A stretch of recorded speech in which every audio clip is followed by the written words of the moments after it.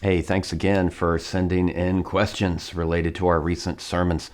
This last week, we went through sections of First Corinthians that largely deal with gender roles serving in church.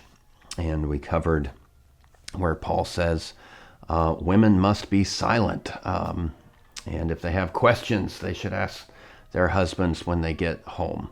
And so we said, probably what was going on is that there were some women who were being disruptive in Corinth, and Paul was telling them not to be disruptive.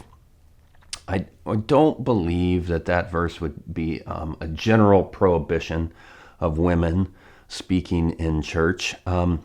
If for no other reason, then his qualifier is if you have questions, ask them at home. So it doesn't seem, there seems to be a particular type of speaking that is the problem.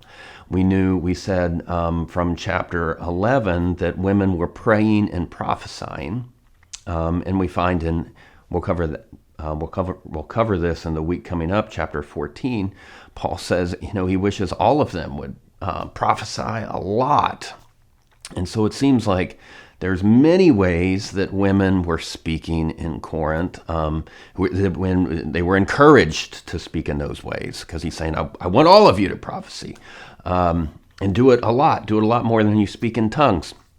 And so they're not generally prohibited from speaking, but the question comes in this week, are there any limitations on how women speak in church? And so I would say not from the verses that we just read. However, over in 1 Timothy chapter 2, verse 12, Paul makes this other statement, I do not permit a woman to teach or have authority over a man. And the way that we understand that section in 1 Timothy in our church is that it's the beginning of a section talking about the responsibilities of elders. Indeed, later in 1 Timothy, we see, elders should have respect in the church, especially those who teach. So it seems like the two kind of roles of elders are teaching and having authority. And so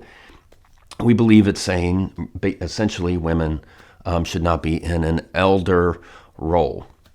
That's how we understand it here. And then so in terms of speaking, and occasionally we have women speak during our message time on a Sunday, and we will continue to do so.